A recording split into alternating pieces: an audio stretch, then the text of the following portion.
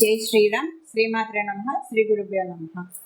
2024 సంవత్సరంలో వార ఫలితాలు. 2024 సంవత్సరం మార్చి నెల 24వ తారీఖు నుంచి మార్చి 30వ తారీఖు వరకు వార ఫలాలు గోచర గ్రహస్థితులు ఏ విధంగా సూచిస్తున్నాయి ద్వాదశ రాశుల వాళ్ళకి తదితర అంశాలన్నీ మనం తెలుసుకున్నాం. అయితే వార ఫలాలు తెలుసుకోవడానికి ముందుగా అసలు ఈ వారంలో గోచర గ్రహస్థితులు ఎలా ఉన్నాయి ఈ విషయాన్ని కూడా మనం పరిశీలిద్దాం. గురు భగవానుడు మేషరాశిలో సంచారం చేస్తూ ఉన్నాడు. కేతుదేవుడు కన్యా రాశిలో సంచారము.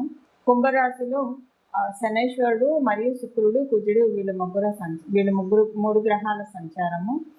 మీనరాశిలో రాహు భగవానుడు రవి బుధ భగవానుల సంచారము. అయితే బుధుడు మీనరాశిలో ఉన్న బుధ భగవానుడు 2 రోజుల తర్వాత అంటే 26వ తారీఖు నుంచి మీనరాశి నుంచి మేషరాశిలోకి మారబోతూ ఉన్నాడు.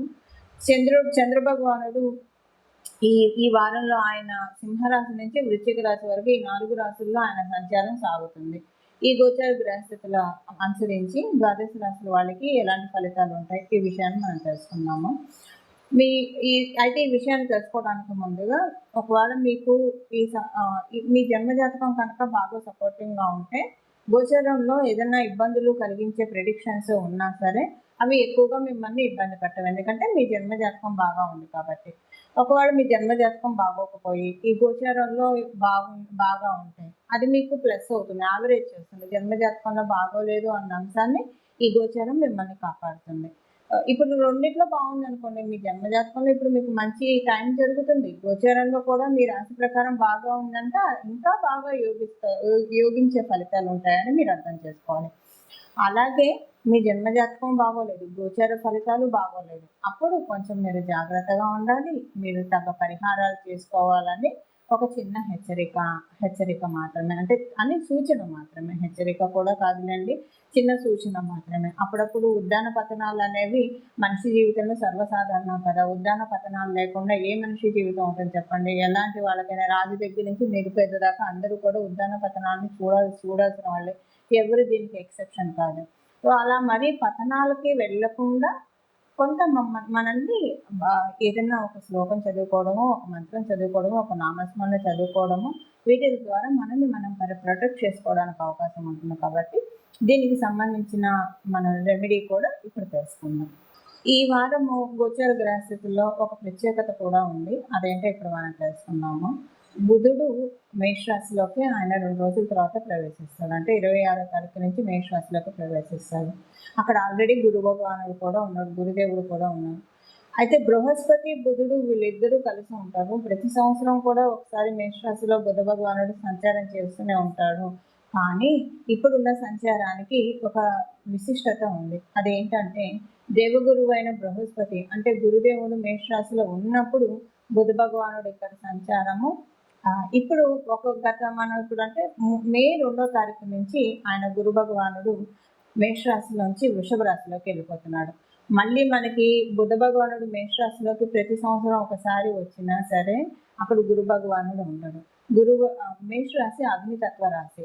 మనము గురు భగవానుడు కూడా ఒక అగ్నితత్వ రాశికి అధిపతి, అలాగే ఒక జలతత్వ రాశికి కూడా ఆయన కారకత్వం ఆధిపత్యాన్ని వహిస్తూ ఉంటాడు.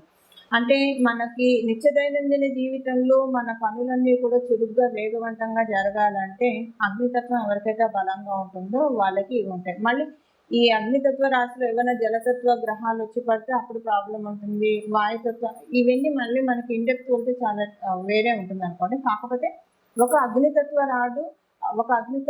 రాశికి అధిపతి ఇంకొక అగ్నితత్వ రాశిలో ఉండడం చాలా మంచిది. అయితే బుధ భగవానుడు ఇప్పుడు అక్కడికి రావడం, ఎప్పుడైనా సరే గురు బుధులు కలిస్తే మంచిది. వీళ్ళిద్దరూ కలిసి ఉంటాయి కనుక ఇది కూడా కాలపురుషుడి కుండలిలోంచి మొదటి రాశి అయిన మేషరాశి కాబట్టి మీకు 12 రాశుల వాళ్ళకి కూడా ఇది చాలా మంచి ఇంపాక్ట్ ఇస్తుంది. ఒక రకంగా ఇది సరస్వతి యోగాన్ని కలిగిస్తుంది. అంటే సరస్వతి యోగం అంటే మనం చక్కటి నిర్ణయాలు తీసుకుంటాము, ఎవరితోటి ఎలా మెలగాలో అలా మెలుగుతాము, ఏం చేస్తే మనకి ఇబ్బందులు వస్తాయో ఆ పనులు మనం చేయము, ఇలాగ చాలా ఉంటాయి. సో ఏం చేస్తే మనకి సర్వదా మనకి శ్రేయమో అలాంటివన్నీ మనకి జరుగుతూ ఉంటాయి. గురుబుద్ధుల కలయిక చాలా మంచిది. మళ్ళీ ఇలాంటి కలయిక మళ్ళీ మనం వచ్చి 12 సంవత్సరాలు చూడలేము. ఎందుకు చూడలేము అంటే బుధ భగవానుడు ప్రతి సంవత్సరం మేషరాశిలోకి అయితే వస్తాడు. కానీ గురు భగవానుడు మేషరాశి నుంచి జరిగిపోయాక మళ్ళీ ఆ మేషరాశిలోకి రావడానికి 12 సంవత్సరాల కాలం పడుతుంది. అయితే ఇప్పుడు ఇదంతా నేను ఎందుకు చెప్తున్నానంటే, ద్వాదశ రాశుల వాళ్ళందరికీ కూడా కాలపురుషుడు కుండలిలో మొదటి రాశిలో ఆయన సంచారం చేస్తూ ఉన్నాడు కాబట్టి, ఇది మనందరికీ ఒక చక్కటి అవకాశము. మే 2వ తారీఖు వరకు, అంటే ఇప్పుడు మనం తెలుసుకున్నది ఈ వారం వరకే, ఈ వారం వరకే మీరు ఈ రెమెడీ పనికొచ్చినా సరే, 2వ తారీఖు వరకు, మే 2వ తారీఖు వరకు కూడా మనం ఇప్పుడు తెలుసుకోబోయే ఈ రెమెడీ చేసుకోవడం వల్ల పిల్లలు లేక బాధపడుతున్న వాళ్ళకి పిల్లలు పుట్టడానికి, అలాగే పిల్లలు మాట వినట్లేదు అని అనుకున్న వాళ్ళకి మాట వినడానికి, కొంతమంది తల్లులు వాళ్ళ పిల్లలు ఆటిజంతో బాధపడుతున్నారు. అలాంటి వాళ్ళకి కొన్నిసార్లు సరైన నిర్ణయాలు తీసుకోలేక, బెస్ట్ మెంటర్ వాళ్ళ లైఫ్‌లో లేక ఇబ్బందులు పడేవాళ్ళు చాలామంది ఉంటారు. అలాంటి వాళ్ళకి ఇలాగా డబ్బుకి సంబంధించిన ఇబ్బందులు పడే వాళ్ళకి ఒకటని కాదండి, మనకున్న ప్రతి సమస్యకి కారణము విజ్డమ్ లోపించడం వల్లే మనకి ఏ సమస్య అయినా వస్తుంది. ఈ విజ్డమ్ ఉంటే జ్ఞానం ఎక్కడైతే ఉంటుందో అక్కడ భయం ఉండదు, చీకటి ఉండదు. భయం ఎప్పుడైతే మన లైఫ్ నుంచి తొలగిపోతుందో మనం అత్యద్భుతమైన నిర్ణయాలు తీసుకోగలుగుతాం. దానికి ఇప్పుడు మనం తెలుసుకునే ఈ ట్రాన్సిట్ ఉపయోగపడుతుంది కాబట్టి దీనికి ఈ పరిహారం, ఇప్పుడు మనం తెలుసుకోబోయే పరిహారం చేసుకుంటే చాలా బాగా ఉంటుంది. వృషభ రాశి. వృషభ రాశిలో పుట్టిన వాళ్ళకి ఉద్యోగస్తులకి కొంచెం శ్రమ అధికంగా ఉంటుంది. అలాగే ఎవరైనా సరే స్పిరిచువల్ రంగంలో ఉన్న వాళ్ళు కావచ్చు, అంటే ప్రవచనకారులు, లేదంటే మోటివేషనల్ స్పీకర్స్, టీచర్స్, లాయర్స్, ఇలాగ వాక్కు పెట్టుబడిగా ఉన్న రంగాల్లో ఉన్న వాళ్ళకి, ప్రత్యేకించి ఆధ్యాత్మిక రంగంలో ఉన్న వాళ్ళకి ఒక మంచి ప్రయాణం పడుతుంది. ఈ మంచి అంటే పుణ్యక్షేత్రానికి వెళ్ళడానికి తీర్థ దర్శనం జరుగుతుంది. సడన్గా అనుకుంటారు, లేదా ఏదైనా ఒక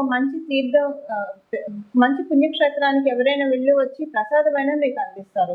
రెండిట్లో ఏది జరిగినా కూడా అది మీకు అనుకూలంగానే మీరు భావించాలి, భగవద్ ప్రసాదంగానే మీరు భావించాలి. ఎందుకంటే ఇప్పుడు ఇలా జరిగేది భగవంతుడు మీకు ఆశీస్సులు అందిస్తూ ఉన్నారు కాబట్టి మీరన్నా వెళ్తారు, లేదా ఎక్కడి నుంచైనా ప్రముఖ పుణ్యక్షేత్రానికి, అంటే స్వయంభూ దేవాలయాలైన పుణ్యక్షేత్రాల నుంచి మీకు ప్రసాదమో ఏదో ఒక రకంగా అక్కడి నుంచి ఏదో ఒక సంకేతం రావడం జరుగుతుంది. ఇలా ఏది జరిగినా కూడా ఇక్కడ మీకు కౌంట్ ఏంటంటే మీరు చేస్తున్న వృత్తి వ్యాపారాల్లో చాలా బాగుగా రాణిస్తారని చెప్పి అర్థము. సో ఈ వారం వృషభ రాశిలో పుట్టిన వాళ్ళందరికీ కూడా చాలా చక్కటి శుభ ఫలితాలు ఉన్నాయి. ఈ వారం చేసుకోవాల్సిన పరిహారం ఒకసారి మనం పరిశీలిద్దాము.